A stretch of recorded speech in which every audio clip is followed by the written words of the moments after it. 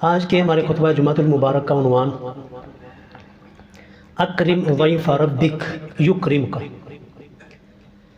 کا مطلب یہ کہ رب کے مہمان کی تم قدر کرو، رب تمہاری قدر کرے گا۔ یعنی کہ رمضان المبارک کے حوالے سے اس کے لیے ایک چھوٹی سی مختصر سی تمہید میں نے آپ کے سامنے رکھنی ہے۔ اس تمہید کو سمجھنا بہت زیادہ ضروری ہے، کیونکہ اگر آپ نے اس تمہید کو سمجھا، ذہن میں بٹھایا، تو اگلا خطبہ سمجھنا آپ کے لیے بڑا آسان ہوگا۔ عموماً ہمارے گھروں کے اندر جب کسی مہمان کی آمد ہو نا، کسی مہمان نے آنا ہو، تو ہمارے گھروں کا ماحول وہ چینج ہو جاتا ہے، ہمارے گھروں کا ماحول تبدیل ہوتا ہے، ہمارے گھروں کے اندر صفائیاں شروع ہو جاتی ہیں۔ مہمان کیا پسند کرتا ہے، کھانا کون سا بنانا ہے، اور مہمان کے آرام کے لیے بستر لگائے جاتے ہیں، اور ہر وہ چیز کی جاتی ہے جس کے ذریعے ہم اپنے مہمان کو خوش کر سکیں، اپنے مہمان کی رضامندی کو حاصل کر سکیں۔ ہم وہ ہر چیز کرتے ہیں، چاہے ہمیں خرچہ ہی کیوں نہ کرنا پڑے۔ لیکن اگر وہ مہمان ذرا ہائی طبقے کا ہو، یہ اس کی ایکو کم کیجیے، یہ یلو جو بٹن ہے اس کو تھوڑا سا نیچے کیجیے۔ اگر وہ مہمان ذرا ہائی طبقے کا ہو تو ہمارا رویہ کیا ہے؟ حالانکہ اسلام نے تو ہمیں یہ درس دیا ہے، چاہے مہمان چھوٹا ہو یا بڑا ہو، لو طبقے کا ہو یا کہ ہائی طبقے کا ہو، امیر ہو یا کہ غریب ہو، مہمان ہے جی۔ آپ کی استطاعت کے اندر، آپ کی طاقت کے اندر جو بھی چیز ہے، جو آپ کر سکتے ہیں، جس طرح کا کھانا آپ پیش کر سکتے ہیں، آپ نے وہ کھانا مہمان کے سامنے پیش کرنا ہے۔ لیکن ہم اس معاشرے کے عادی ہیں، اس معاشرے کے اندر رہنے والے ہیں جہاں پر مہمانوں کی بھی تقسیم کی گئی ہے۔ یہاں پر صرف دین نہیں تقسیم کیا گیا، دین کوئی نہیں پھر صرف فرقوں کے اندر بانٹا گیا، بلکہ مہمانوں کو بھی فرقوں کے اندر بانٹا گیا کہ کون سا مہمان لو طبقے کا ہے، اس حساب سے ہم نے کھانا بھی لو طبقے کا ہی تیار کرنا ہے۔ اگر مہمان وہ ہائی طبقے کا ہے، امیر ہے، پھر ہمارے اس کی فکر ہوتی ہے کہ مہمان کے پروٹوکول کے مطابق ہم نے کھانا تیار کرنا ہے۔ تو اسی معاشرے کو سامنے رکھتے ہوئے میں یہ تمہید آپ کے سامنے عرض کر رہا ہوں کہ ہمارے معاشرے کے اندر دیکھا جاتا ہے کہ آنے والا مہمان یہ ہے کون، امیر ہے، غریب ہے، یا کہ ذرا لو طبقے کا ہے یا کہ ہائی طبقے کا ہے۔ اور دوسرے نمبر پر چیز دیکھی جاتی ہے کہ یہ مہمان کیا خود آ رہا ہے یا کہ اس کو کسی نے بھیجا ہے، اس کو کوئی بھیجنے والا ہے۔ اور تیسرے نمبر پر دیکھا جاتا ہے جی کہ اس مہمان کے آنے کا مقصد کیا ہے، یہ کیا چاہتا ہے ہم سے، اسی حساب سے پھر اس کے لیے پروٹوکول کے لیے ہم تیاری کرتے ہیں، گھر کو سجاتے ہیں، گھر کی صفائی کرتے ہیں، کھانا بناتے ہیں، بستر لگاتے ہیں، اور جو بھی ہمیں کرنا پڑے مہمان کی خوشی کے لیے ہم کرتے ہیں۔ یعنی کہ ہمارے گھر کے اندر اگر مہمان کوئی عام سا آ رہا ہو پھر وہ تیاری نہیں ہوتی، لیکن اگر مہمان یہ ہو کہ بیٹے یا بیٹی کے رشتے کے لیے کوئی آ رہا ہو، پھر ہمارے گھروں کی تیاری دیکھنے والی ہوتی ہے۔ کیوں؟ کیونکہ اب اس کا مقصد اعلیٰ ہے، اس کا مقصد بلند ہے کہ یار ہمارے بچے کے لیے، ہماری بچی کی شادی کے لیے دیکھنے کے لیے آ رہے ہیں۔ تو مقصد کو سامنے رکھ کر بھی مہمان نوازی، مہمان کی قدر وہ ہم تعین کرتے ہیں۔ یہ تو ہوگی جی تمہید۔ اب اس چیز کو اپنے یاد رکھنا ہے کہ مہمان کون آ رہے ہیں اور کس کے کہنے پر آ رہے ہیں، کون بھیج رہا ہے، اور تیسرے نمبر پر مہمان کے آنے کا مقصد کیا ہے۔ اب ہم ساری کی ساری یہ تینوں کی تینوں چیزیں، یہ ہم آنے والا مہمان جو کہ شاید آج شروع ہو جائے یا کہ کل شروع ہو جائے، رمضان المبارک جو کہ رب العالمین کی طرف سے بھیجا گیا مہینہ، وہ ہم پر آنے والا ہے۔ تو ہمارے پاس کون سا مہمان آنے والا جی؟ رمضان۔ یہ تو چیز کنفرم ہو گئی کہ ہمارے پاس چاہے آج شروع ہو چاہے کل شروع ہو جائے، یہ تو ہمیں کنفرم ہو گیا کہ ہمارے پاس جو آنے والا مہمان ہے وہ رمضان المبارک کا مہینہ ہے۔ اب اگلی چیز ہم نے حل کر لی کہ اس مہمان کیا وہ خود آ رہا ہے یا کہ اس کو کسی نے بھیجا ہے، کوئی بھیجنے والا ہے۔ قرآن تو کہتا ہے جی یا ایھا الذین آمنوا کتب علیکم الصیام کما کتب علی الذین من قبلکم۔ قرآن کہتا ہے یہ رمضان اور یہ روزے یہ رب العالمین کی طرف سے فرض ہے۔ تو دوسرا معاملہ بھی کنفرم ہو گیا، دوسری چیز بھی کنفرم ہوگی کہ مہمان ہمارے پاس جو آ رہا ہے وہ رمضان المبارک کا مہینہ ہے، اور اس کو بھیجنے والی ذات وہ رب کریم کی ذات ہے، اللہ رب العالمین نے اس کو بھیجا ہے، اللہ نے ایمان والوں کے اوپر روزے فرض کیے۔ اب تیسرا مقصد جی بہت ہے، تیسری چیز کہ اس مہمان کے آنے کا مقصد کیا ہے، کس لیے آ رہا ہے۔ کیا یہ رمضان اس لیے ہمارے پاس آ رہا ہے کہ ہمیں بھوکھا رکھنا چاہتا ہے؟ رمضان اس لیے ہمارے پاس آ رہا ہے کہ رمضان یا رب کریم کی ذات وہ ہمیں پیاسا دیکھ کر خوش ہوتی ہے؟ ہمیں مشقت میں ڈال کر اللہ خوش ہوتا ہے؟ نہ سر، رمضان کا روزے کا قطعاً یہ مقصد نہیں ہے۔ تو پھر یہ کیوں آ رہا ہے؟ کس مقصد کے لیے آ رہا ہے؟ کون سی چیز حل کرنے کے لیے آ رہا ہے؟ اس کے لیے ہم جاتے ہیں جی صحیح بخاری صحیح مسلم کے اندر۔ صحیح بخاری کو ہم نے کھولا تو ہمیں اس سے رمضان کے رب کے مہمان کے آنے کا مقصد پتہ چلا کہ یہ کیوں آ رہا ہے، کس لیے آ رہا ہے۔ رسول اللہ صلی اللہ علیہ وسلم نے ارشاد فرمایا من صام رمضان ایمانا و احتسابا غفر له ما تقدم من ذنبه، کہ جس شخص نے بھی اس رمضان کے روزے رکھے ایمان کی حالت میں اور ثواب کی نیت سے، تو کیا ہوگا جی؟ مقصد کیا ہے جی؟ غفر له ما تقدم من ذنبه، اس کی زندگی کے پچھلے سارے کے سارے گناہ معاف ہو جاتے ہیں۔ یہ ہے جی روزے کا مقصد، یہ رمضان کے آنے کا مقصد، رب کے مہمان کے آنے کا مقصد یہ ہے۔ وہ رب کا مہمان ہمیں معاف کروانا چاہتا ہے، وہ رب کا مہمان رحمتوں کو لے کر آتا ہے اور ہمیں اس رب کریم کے اللہ کی بارگاہ میں ہمیں قریب کر دیتا ہے، اللہ کے قریب کرنے کے لیے آتا ہے۔ اسی طرح ایک اور حدیث رسول اللہ صلی اللہ علیہ وسلم نے ارشاد فرمایا من قام، پہلی تھی من صام، اب ہے من قام رمضان، جس شخص نے بھی رات کا قیام کیا رمضان المبارک کی راتوں کا ایمانا و احتسابا، ایمان کی حالت میں اور ثواب کی نیت سے، تو غفر له ما تقدم من ذنبه، اس کے بھی پچھلے سارے کے سارے گناہ معاف ہو جاتے ہیں۔ ہمارے یہاں کیا معروف ہے جی؟ تراویح پڑھنی کوئی ضروری نہیں، لہذا بس روزے رکھی جاؤ فرض ہے۔ یار روزے کی اپنی فضیلت ہے، روزے کا ایک اپنا مقام ہے، تراویح کا قیام اللیل کا ایک اپنا مقام ہے۔ جو قیام اللیل کو چھوڑا وہ بہت زیادہ محرومی کے اندر جا رہا ہے، کیونکہ سیم اسی طرح کی حدیث ہے من صام رمضان من قام رمضان، جس نے رمضان کا روزہ رکھا، جس نے رمضان کی راتوں کا قیام کیا، تو دونوں کی فضیلت برابر ہے۔ تو بہرحال جی ہم اپنے موضوع کی طرف واپس آتے ہیں، تو پتہ یہ چل گیا جی رمضان المبارک کے آنے کا مقصد، رب کے مہمان کے آنے کا مقصد وہ رحمتوں کو لے کر آنا اور ہماری مغفرت کروانا، اور ہماری ایک نیکی وہ 10 گنا سے لے کر 700 گنا تک بڑھانا ہے۔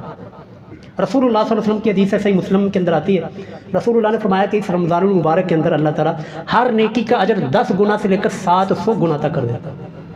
یہ جی رمضان المبارک کا مقصد۔ تو تینوں کی تینوں چیزیں ہمارے سامنے کلیئر ہو گئی کہ مہمان کون آ رہا ہے؟ رمضان۔ کس کے کہنے پر آ رہا ہے؟ کون بھیج رہا ہے؟ رب کریم۔ کس مقصد کے لیے آ رہا ہے؟ غفر له ما تقدم من ذنبه۔ اب اس کے بعد ہمارے گھروں کے اندر جب کوئی مہمان آتا ہے، ہم اس کی اچھی دیکھ بھال کرتے ہیں، اس کے ساتھ اچھا سلوک کرتے ہیں، اچھا رویہ اس کے ساتھ اپناتے ہیں، اس کی پسند کا کھانا اس کو پیش کرتے ہیں، اس کی پسند کا بستر اس کو لگا کر دیتے ہیں، مہمان خوش ہوتا ہے جی۔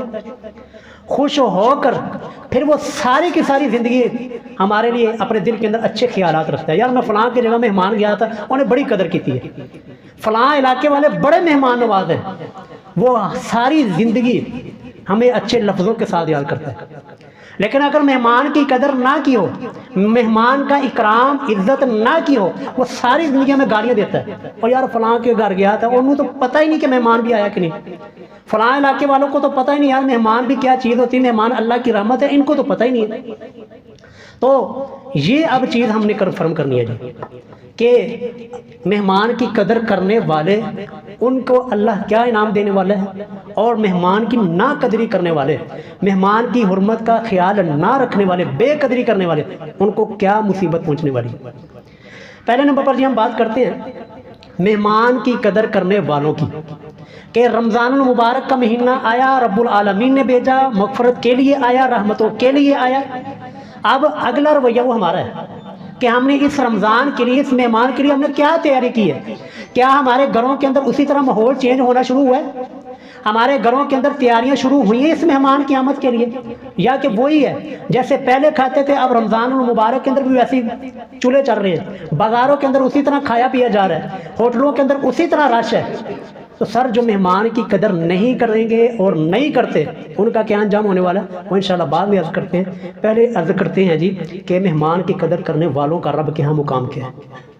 صحیح بخاری کی حدیث ہے جی، رسول اللہ صلی اللہ علیہ وسلم نے ارشاد فرمایا جی کل عمل ابن آدم لہو، ابن آدم کی اولاد کے سارے اعمال اسی کے لیے، الا الصیام، سوائے روزے کے۔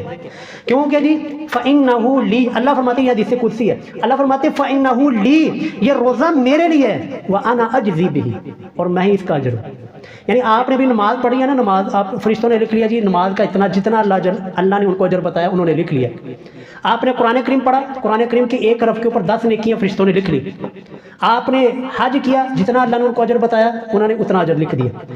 یہ ایک واحد عبادت ہے جی، ساری عبادات سے ایک واحد اور الگ اپنی حیثیت رکھتی ہے کہ فرشتے صرف اس کے لیے یہ رکھتے ہیں، فلاں مولانا صاحب نے، فلاں بندے نے، فلاں حاجی صاحب نے صرف یہ روزہ رکھ لیا۔ اب اس کا کیا اجر رکھنا ہے، اس کا اجر کتنا لکھنا ہے، نیکیاں کتنی لکھنی ہیں؟ اللہ فرماتے ہیں چھڑ دیو، الصوم لی وانا اجزی بہ، کہ یہ روزہ اس نے میرے لیے رکھا ہے، یہ بھوک اس نے میرے لیے برداشت کی ہے، پیاس اس نے میرے لیے برداشت کی ہے، اس کی اپنی خواہشات کو میرے لیے چھوڑا ہے، لہذا میں ہی اب اس کا اجر ہوں۔ اب وہ اجر آپ جان سکتے ہیں جی، اللہ رب العالمین جب کسی کو اجر دے گا، ثواب دے گا اور اس کو صلہ دے گا، وہ کتنا بڑا ہو سکتا ہے ہم سوچ بھی نہیں سکتے، ہم اس کا احاطہ بھی نہیں کر سکتے۔ تو مہمان کی قدر کرنے والوں کے لیے یہ سب سے پہلی اور سب سے بڑی خوشخبری ہے کہ آپ کے روزے کا اجر جی فرشتوں نے نہیں دینا، فرشتوں کو بھی نہیں پتا کہ اس کا اجر کیا ہے، فرشتوں کو بھی اللہ تعالیٰ نے بتایا کہ روزے کا اجر کتنا لکھنا ہے، بس فرشتے یہ لکھ لیتے ہیں فلاں بندے نے فلاں دن جو ہے یہ روزہ رکھے۔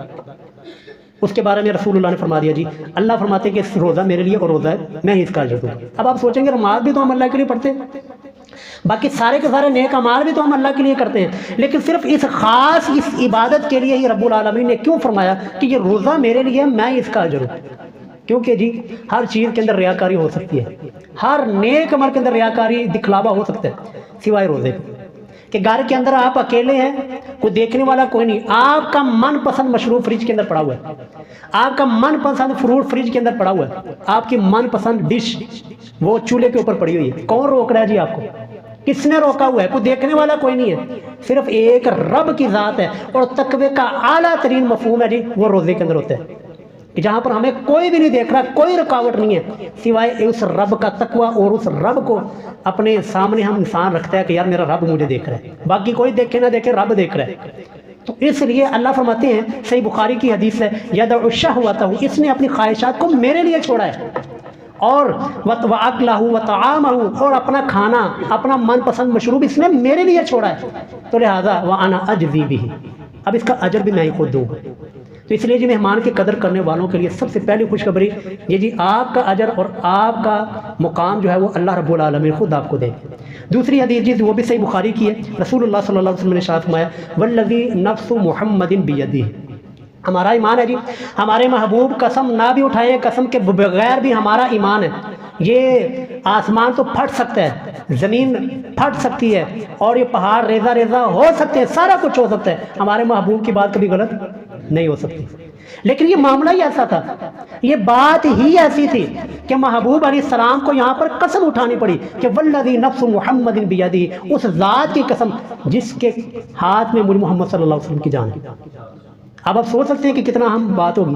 رسول اللہ فرماتے ہیں لخلوف فم الصائم، روزہ دار کے منہ سے نکلنے والی مشک، حمک، وہ کیا جی اطیب عند اللہ من ریح المسک، وہ اللہ کے نزدیک کستوری کی خوشبو سے بھی زیادہ قیمتی ہے۔ یہ آپ نے یہ روایت شاید کئی مرتبہ سنی ہو، لیکن اس کی نا جو ایکسپلینیشن وہ آج میں آپ کے سامنے رکھ رہا ہوں، آپ کو مزہ آئے گا انشاءاللہ کہ یار اللہ رب العالمین کا مزاج تو یہ ہے کہ رب العالمین کا مزاج ہم نے رسول اللہ نے بتایا کہ اگر آپ نے رب کی پیدا کی ہوئی سبزی، پیاز لہسن اللہ نے پیدا کیا نا، پیاز اور لہسن بھی اگر آپ نے کھایا ہوا ہے، اور آپ فرماتے ہیں میری گھر کے قریب نہیں آنا، کیوں نہیں آنا؟ کیونکہ آپ کے منہ سے مشک آ رہی ہے، آپ کے منہ سے بدبو آ رہی ہے، لہذا میرے گھر سے دور رہو، جب تک آپ کے منہ سے وہ پیاز کی اور لہسن کی وہ بدبو دور نہیں ہوتی میرے گھر سے دور رہو۔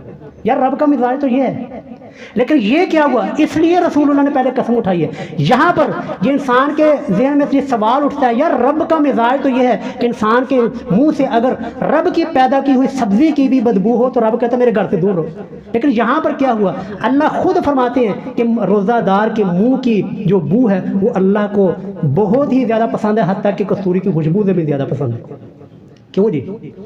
یہ ہے جی مہمان کی قدر کرنے والوں کی، اللہ انسان سے چھڑ دیو، انسان کا وجود تو چھوڑ دے، اور انسان کے روزہ دار سے اور رب العالمین کے مہمان کی قدر کرنے والے کے منہ سے اگر یہ بدبو بھی نکلتی ہے تو رب العالمین کو وہ بدبو بھی بڑی پیاری ہے۔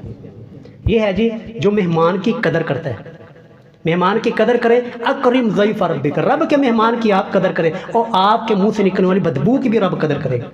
انسان سے چھڑ دیو، منہ کی حمق کا بھی اللہ تعالیٰ احترام کرتے ہیں. اس کے بعد جی صحیح بخاری کی حدیث ہے، رسول اللہ صلی اللہ علیہ وسلم نے فرمایا للصائم فرحتان، روزہ دار کے لیے دو بڑی خوشخبریاں، دو بڑی خوشخبریاں. پہلی خوشخبری جی اذا افطر، جب وہ روزہ دار روزہ افطار کرتا ہے اس کو اس وقت خوشی ملتی ہے. اور یقین کریں جی خوشی ہوتی ہے کہ جو ساری پابندیاں تھی، جس رب کے لیے سارا دن بھوکے رہے ہیں، جس رب کے لیے سارا دن پیاسے رہے، اپنی من پسند چیزوں کو چھوڑا ہے، اب اس رب نے اجازت دے دی ہے جو رج کے کھاؤ رج کے پیو. خوشی ہوتی ہے کہ نہیں؟ اور دوسری خوشی کب ہوگی جی؟ رسول اللہ فرماتے ہیں کہ دوسری خوشی وہ جب اپنے رب سے ملاقات کرے گا نا، اس وقت اس کو خوشی ہوگی. کیوں خوشی ہوگی جی؟ کیونکہ اس نے دنیا کے اندر رب کے مہمان کی قدر کی ہے، رب کے مہمان کا اکرام کیا ہے، احترام کیا ہے، رب کے مہمان کی مہمان نوازی کی ہے. تو وہ قیامت والے دن جب رب کو ملے گا نا، جس رب نے وہ مہمان کو بھیجا تھا، جب وہ انسان رب کو ملے گا تو رب بھی پھر اس کو ناراض نہیں کرے گا، اس کو ٹینشن میں نہیں رہنے دے گا، بلکہ اللہ تعالیٰ اس کو خوش کرے گا. اور قیامت کی خوشی کیا ہے جی؟ جنت، ہمیشہ کی نعمتیں، ہمیشہ کا اکرام، ہمیشہ کی عزت، ہمیشہ کی صحت، ہمیشہ کی جوانی اور ہمیشہ ہمیشہ کی زندگی.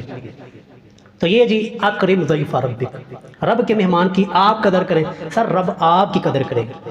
جامع ترمذی کی حدیث ہے جی، اللہ کے رسول صلی اللہ علیہ وسلم نے ارشاد فرمایا ان للہ عند کل فطر عتقاء، کہ اللہ رب العالمین اس رمضان المبارک کے مہینے میں جب اللہ نے اپنا مہمان لوگوں کے ہاں بھیجا، اور روزہ دار جب روزہ رکھتا ہے، شام کو روزہ افطار کرتے وقت اس کے سامنے من پسند کھانے پڑے، مشروب پڑے ہوئے، تو جب وہ روزہ رکھتا ہے، روزہ افطار کرتا ہے، تو اللہ تعالیٰ اسی دن لوگوں کو جہنم سے اللہ تعالیٰ آزاد کرتا ہے.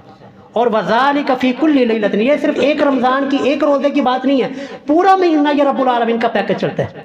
پورا مہینہ اللہ رب العالمین لوگوں کو جہنم سے آزاد کرتے ہیں. کیوں؟ کیونکہ یہ وہ لوگ ہیں جنہوں نے رب کے مہمان کا احترام کیا، جنہوں نے رب کے مہمان کی مہمان نوازی کی ہے، رب کے مہمان کی قدر کی ہے، تو رب بھی پھر آپ کی قدر کرے گا. رب بھی پھر آپ کو ہر روز گناہ ہوئے معاف کیے، اگلے دن گناہ ہوئے معاف کیے، پھر معاف کیے.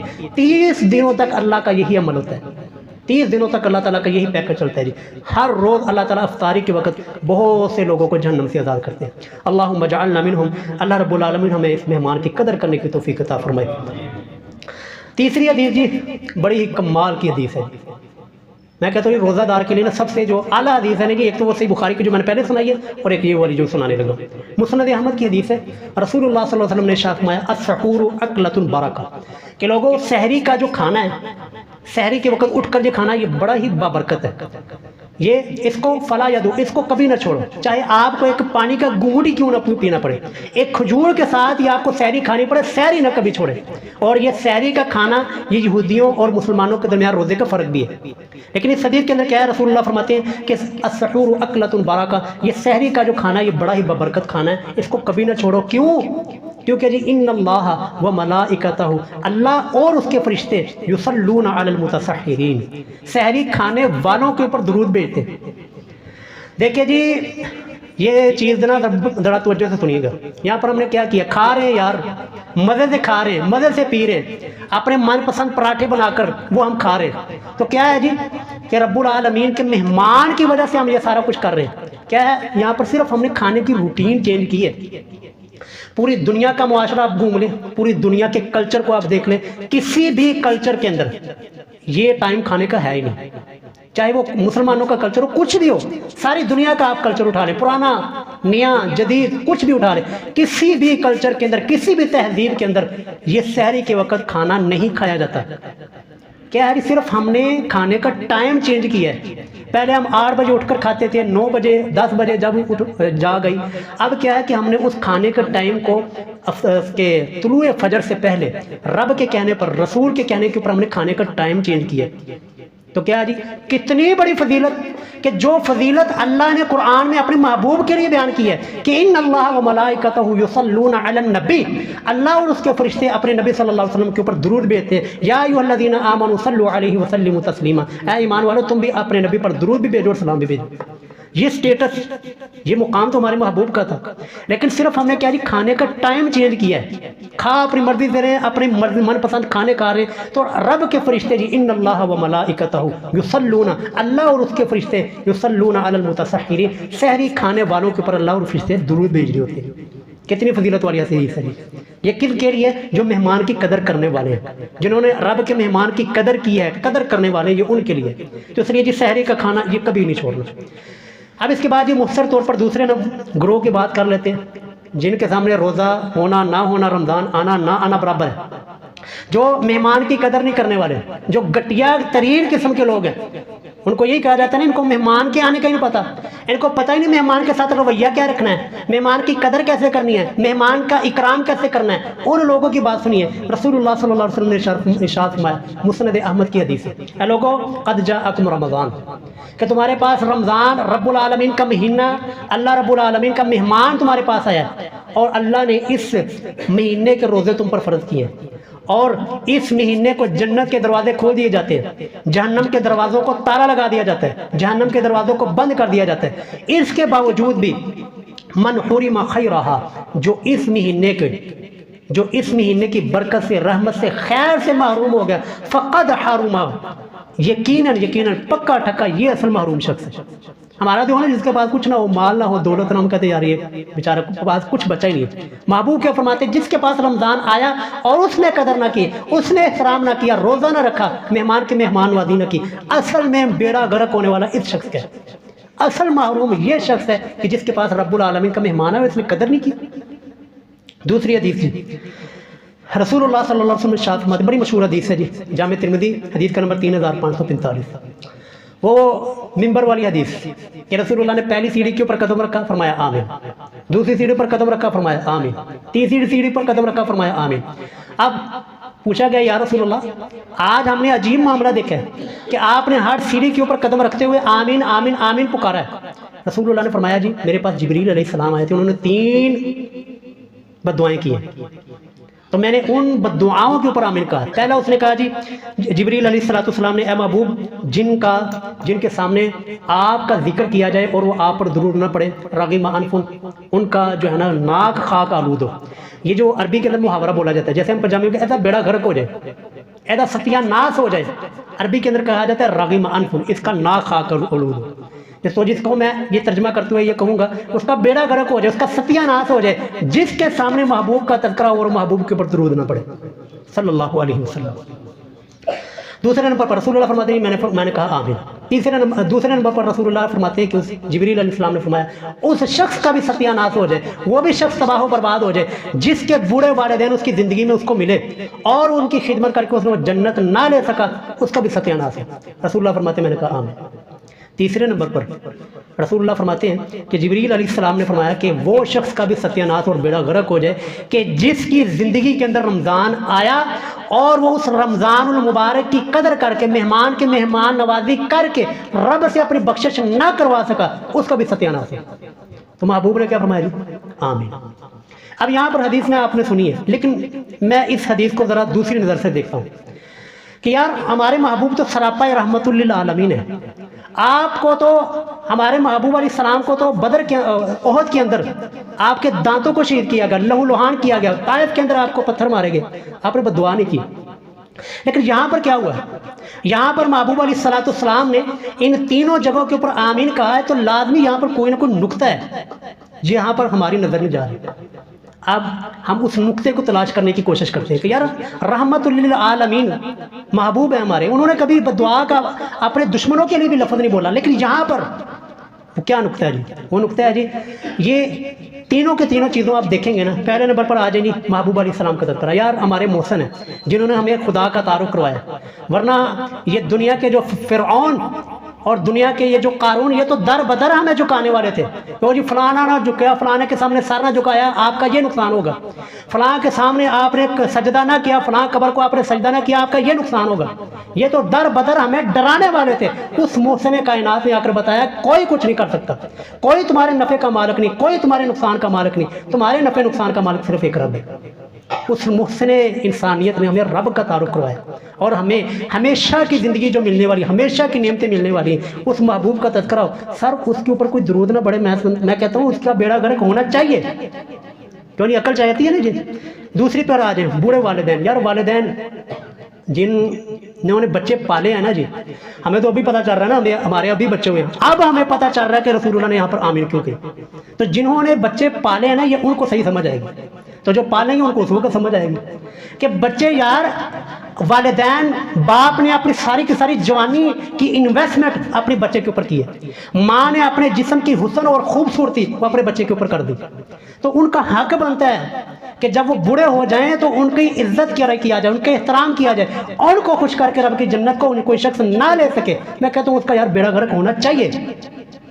تیسرے نمبر پر جی، رمضان المبارک جب رب نے جو ہے جنت کے دروازے کھول دیے، جہنم کے دروازے بند کر دیے، اور رب صرف آپ کی ایک معافی کا، اللہ تعالیٰ صرف آپ کی معافی کو دیکھ رہا ہے کہ کب آپ ہاتھ اٹھائیں، کب آپ رب کے سامنے کہیں یا ربی مجھے معاف کر دیں، تو اللہ تعالیٰ تمہیں معاف کرنے کے لیے تیار ہے، اور بلکہ ابھی میں نے حدیث سنائی ہے کہ اللہ تو ہر دن انسانوں کو معاف کر رہا ہے، تو جو اتنا بدبخت ہو کہ وہ رمضان کے اندر بھی اپنی مغفرت نہ کروا سکے، اس کی زبان سے یہ نہ نکل سکے اللہم اغفر لی، اس کا واقعتاً بیڑا غرق ہونا چاہیے۔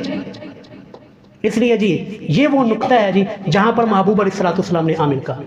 تیسری اور آخری حدیث جی رسول اللہ صلی اللہ علیہ وسلم نے ارشاد فرمایا، مستدرک للحاکم میں حدیث موجود ہے کہ رسول اللہ فرماتے ہیں خواب کے اندر مجھے فرشتے ایک جگہ کے اوپر لے کر گئے، تو وہاں پر تھوڑی سی اونچی جگہ تھی، تو میں اونچی سی جگہ پر چڑھ نہیں سکا، تو فرشتوں نے مجھے سہارا دیا، میں ذرا اونچی جگہ پر چڑھا، تو میں نے دیکھا، توجہ جی، میں نے دیکھا وہاں پر کچھ لوگوں کو الٹا لٹکا کر فرشتے عذاب دے رہے ہیں، ان کو مار رہے ہیں، ان کو پیٹ رہے ہیں، تو میں نے فرشتوں سے پوچھا یہ ان کا کیا جرم ہے کہ فرشتے اس قدر ان کو سزا دے رہے ہیں، ان کو الٹا لٹکایا ہوا ہے؟ تو فرشتوں نے مجھے بتایا کہ یا رسول اللہ یہ آپ کی امت کے وہ افراد ہیں جو کہ روزہ رکھ کر جلدی افطار کر لیا کرتے تھے۔ کہتے ہیں او جی سورج ڈوبی گیا ان بس اذان دے چھوڑو، نہ، اگر روزہ جلدی افطار کیا تو یہ عذاب ہوگا۔ اب یہاں پر آپ کی نظر تو صرف یہاں تک گئی نا، میں آگے کا سوچتا ہوں کہ یار یہ وہ لوگ ہیں جنہوں نے روزہ رکھا ہے، جنہوں نے احترام کیا ہے لیکن احترام کا حق ادا نہیں کیا، روزہ رکھا ہے لیکن اس کو مکمل نہیں کیا، ان کا یہ سزا ہے، ان کے اوپر یہ عذاب ہے کہ ان کو الٹا لٹکا کر مارا جا رہا ہے، اور ان کے اوپر کتنا عذاب ہوگا، کتنی ان کی سزا ہوگی جو سر روزہ رکھتے ہی نہیں ہیں۔ کیوں جی؟ یہ ذرا پوائنٹ نوٹ کیجئے، جو روزہ رکھ کر جلدی افطار کر رہا ہے یہ سزا ہے، تو جو روزہ رکھ ہی نہ رہا اس کا کیا ہوگا؟ تو اللہ رب العالمین جی ہمیں ایسے لوگوں سے محفوظ رکھیں، اللہم لا تجعلنا منہم۔ اور آخر کے اندر جی آخری بات کہ اگر ہم نے مہمان کی عزت کی ہوئی، مہمان ہمیں ہمیشہ یاد رکھتا ہے، روزے کی ہم نے مہمان نوازی کی، قدر کی ہوئی، روزہ ہمیں چھوڑے گا نہیں، بھولے گا نہیں، قیامت کا دن ہوگا، مسند احمد کی حدیث ہے، یہ روزہ انسان کے پاس آئے گا اور رب کے پاس لے کر جائے گا، یا ربی یہ وہ بندہ ہے جس نے میرے لیے کھانے چھوڑے، میرے لیے پانی کو چھوڑا ہے، اپنے مشروب کو چھوڑا ہے، میرے لیے پیاس کو برداشت کیا، یا ربی آج میں آپ کے سامنے اس بندے کی سفارش کر رہا ہوں کیونکہ دنیا میں اس نے میری قدر کی ہے، آج ربی میں اس کی قدر کرتا ہوں اور اس کو بخش دے، اس کو معاف فرما۔ اور رسول اللہ فرماتے ہیں فیشفعان، پھر اس روزے کی اس مہمان کی پھر اللہ تعالیٰ کے ہاں سفارش قبول بھی کی جائے گی۔ تو اللہ رب العالمین جی ہمیں مہمان کی مہمان نوازی کرنے کی قدر کرنے